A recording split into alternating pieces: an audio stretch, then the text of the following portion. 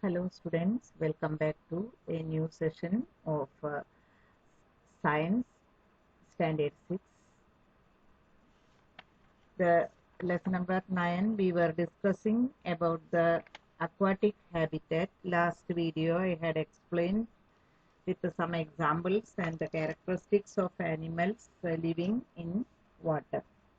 Today we will continue the chapter.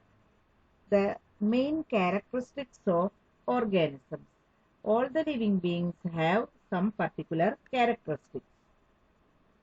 So you had seen the habitats of different organisms living in different habitats and what are their main characteristics.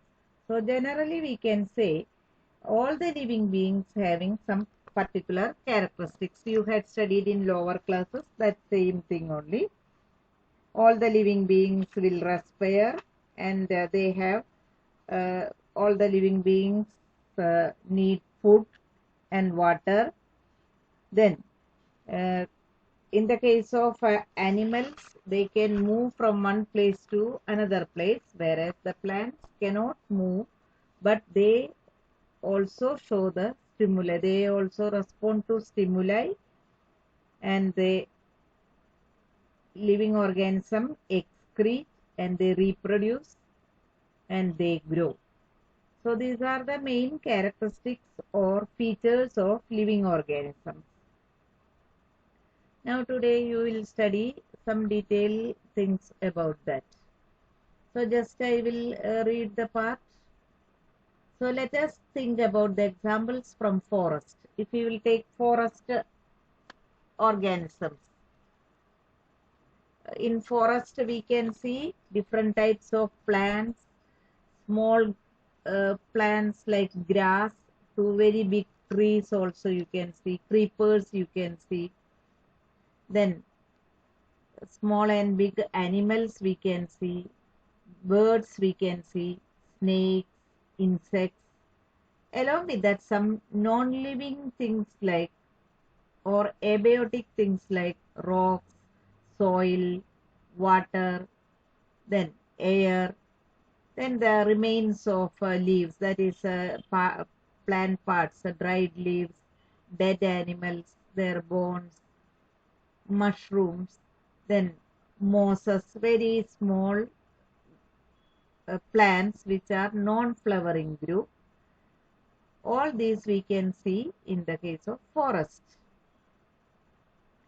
Now, out of these, which we can say they are living or not, how we will classify, because these all plants or animals, they grow, they respire, they respond to stimuli, then they need food, water, air, water and food, and they reproduce, etc. And only one difference we can say plants and animals. They respond to stimuli also. For example, touch me not plant. If you will touch with a stick or with our hands, suddenly it closes its leaves or folded its leaves, droops. Then in the case of, you can see photosensitive. Photosensitivity is also there. Best example we can say, lotus will blossom during the daytime and lily will be, water lily will be blossoming during the night time when the moon rises, and lotus blossoms when the sun rises. And in the case of sunflower, had you seen the sunflower plant? The flower is always looking at the sun. That's why it is called Surya Mukhi, or it will be looking at the sun. So these are all respond to stimuli in different way.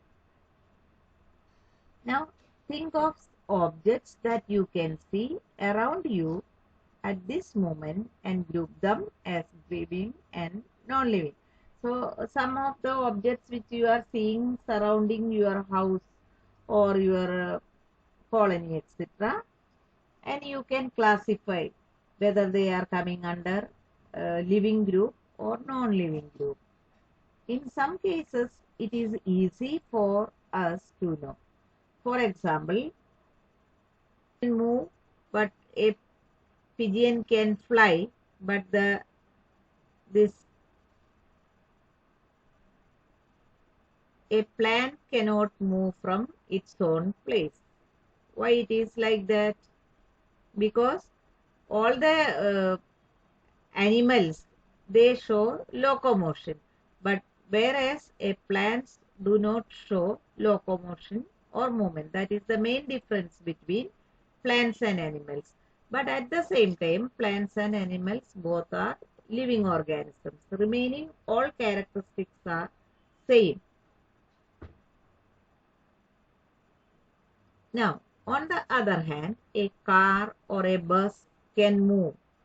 Still, we consider them as a non-living.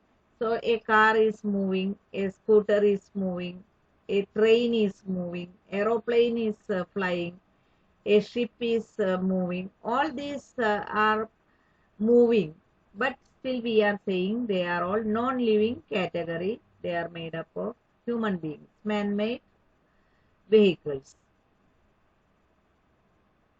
Plants and animals appear to grow in size with time.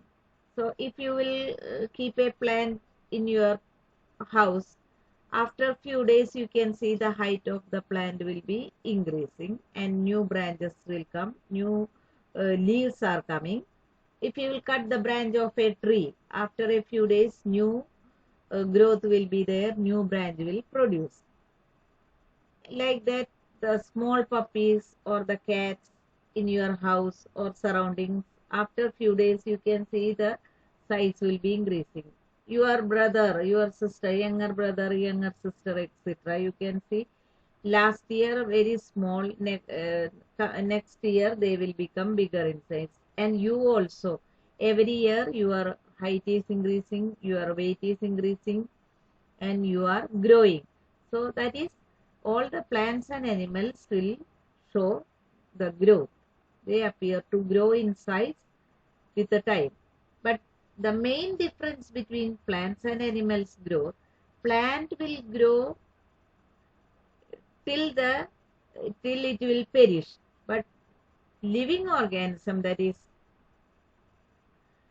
animals, up to a certain limit only, certain time only they will grow. Once they will become adulthood, they will not grow.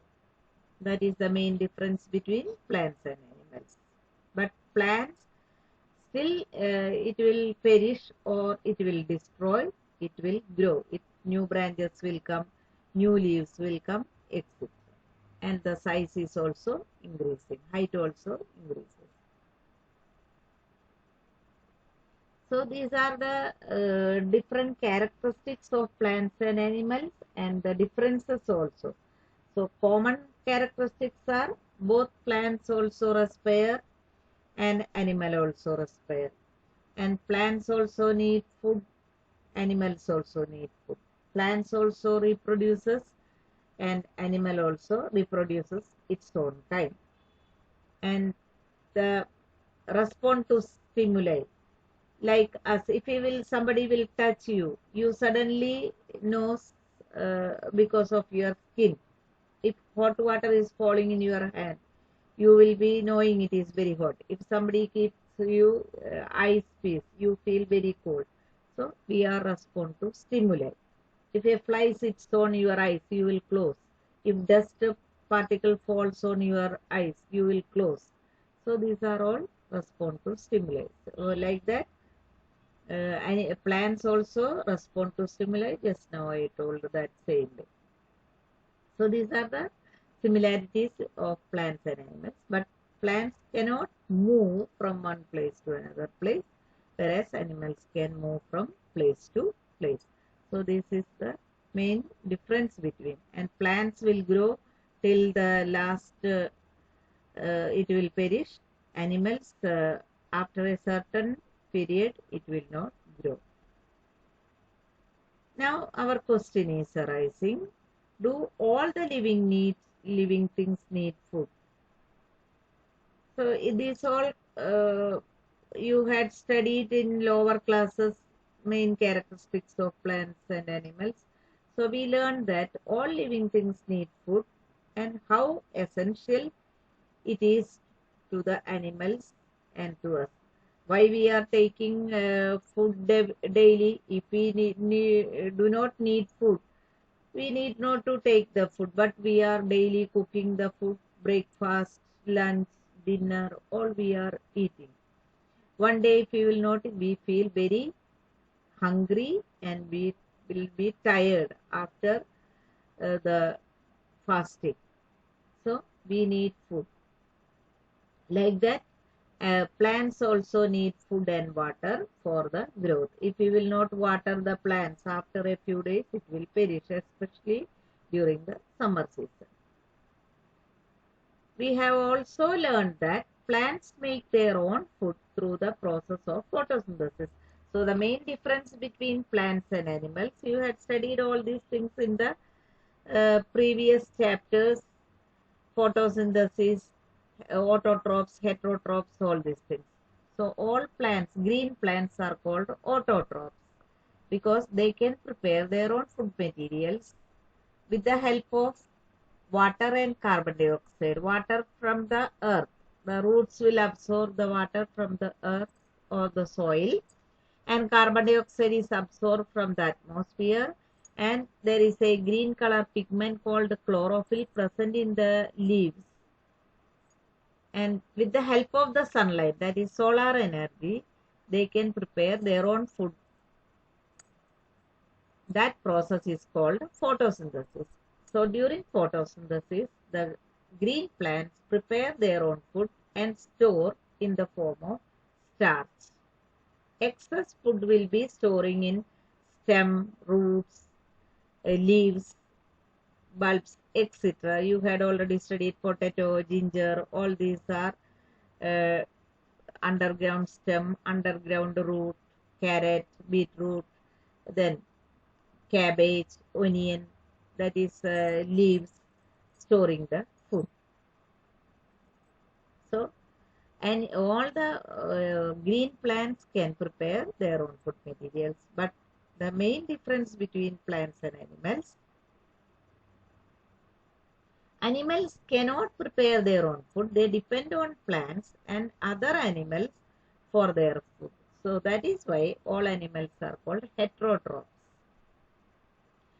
Some plants, some animals like herbivorous animals, directly depending on plants for their food, like cow, buffalo, goat, sheep, camel, horse, elephant, rabbit. All these are herbivorous animals. Deer, antelope.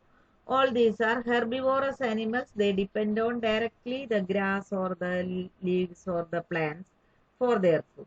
And carnivorous animals like lion, tiger, cheetah, all these animals depending on these herbivorous animals for their food. So indirectly they are also depending on plants. And there is another group called omnivorous. That means they can eat both plants as well as animals. That means human beings, example, dog, cat, they are all omnivorous group. Crow, all these are omnivorous. They are eating uh, plant products as well as the animal products. So they are vegetarian and non-vegetarian together. So those who are eating only the plants and plant products, they are called veg group.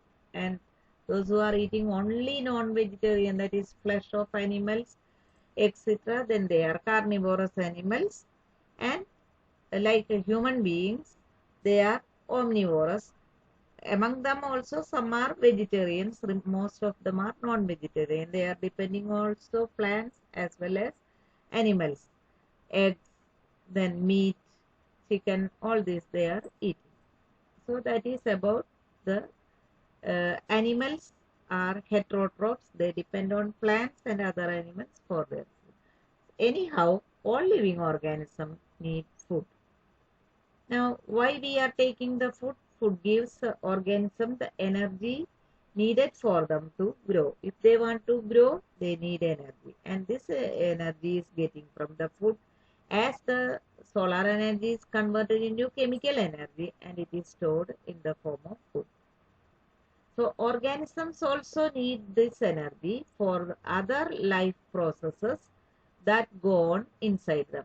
In our body, different metabolisms are going on, like respiration, circulation of blood, digestion of food, then excretion, reproduction. All these are going on in our body. So all these metabolic activities will be done because of energy. That energy is getting from the food. So now the next question, do all living things show growth?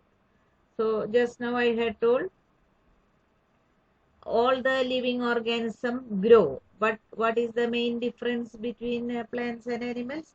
Plants or the trees will grow till it will perish or it will damage or destroy. But in the case of animals, including human beings, to a certain time they will grow. We will say adulthood. So in the case of dogs or cow, or you can take a pigeon, hen, all these you can see to a certain extent they will grow. When they are fully matured, they will reproduce the young ones and the new ones will come out. So to a certain extent they will grow. But in the case of plants, if you will cut the one main branch of a tree, then after few months you can see same size or bigger than that the tree will be growing. And a new plant will be planting in your courtyard. After 5 years or 10 years you can see a very big tree, you can see it. Now your young ones of animals also grow into adults, just now I told, but to a certain extent only. A chicken hatched from the egg grows into a hen or a cock.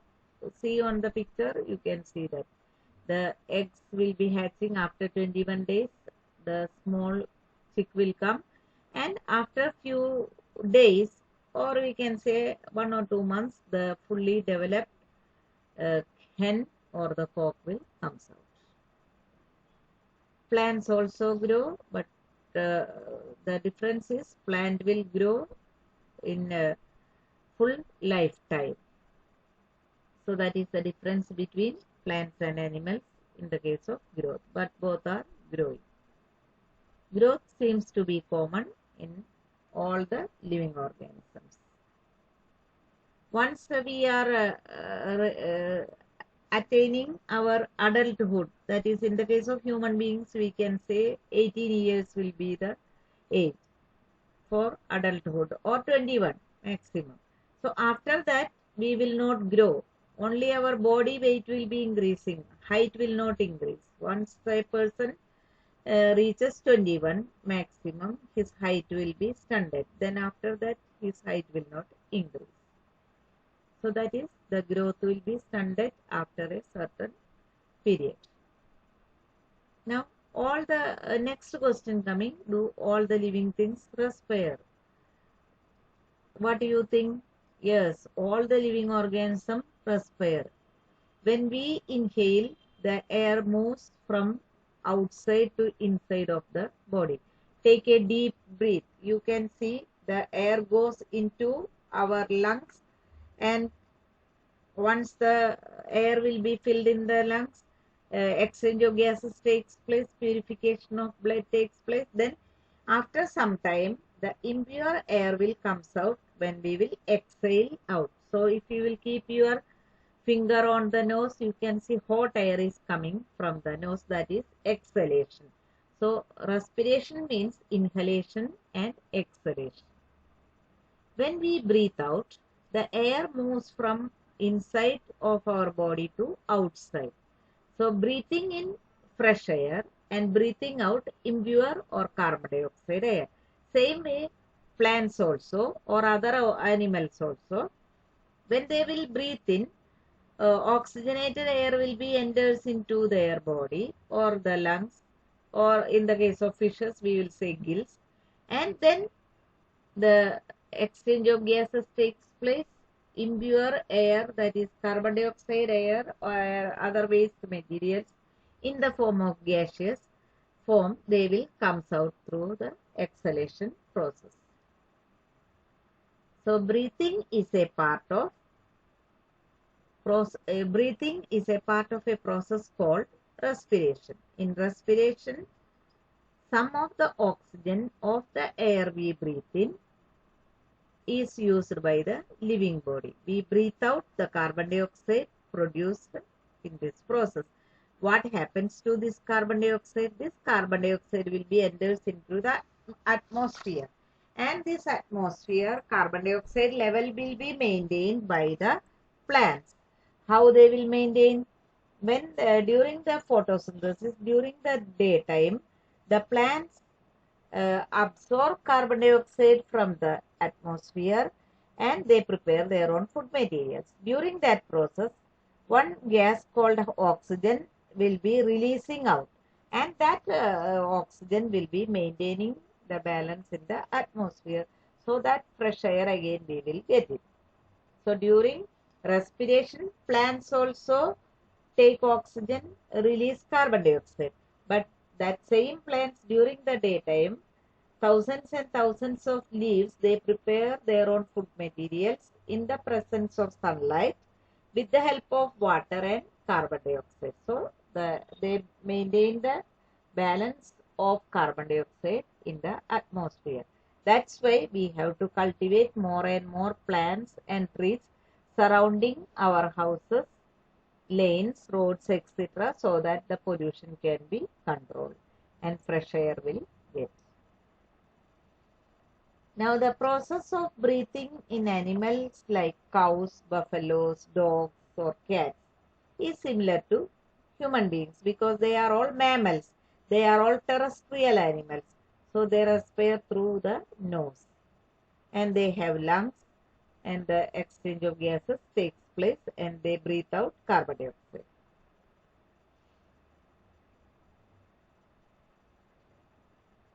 Now observe any one of these animals while they are taking rest. For example, if a cow or a dog is lying somewhere, you just observe them. They are without moving. For example, a dog is sleeping or a cat is sleeping. You can see their body movement will be there. Rhythmically, the upwards and downwards, the body movement is there. And the mouth also, you can just open a slight opening, and a sound is also coming, that they are breathing. So that way the animals are breathing, so their body movement, slight movement you can see as they are breathing. When we are sleeping also, we can see we are also no movement is there, we are complete sound sleep. But if you will keep our fingers on the chest, you can see there will be a slight movement is there. And if we will keep our fingers on the nose, you can see the hot air is coming.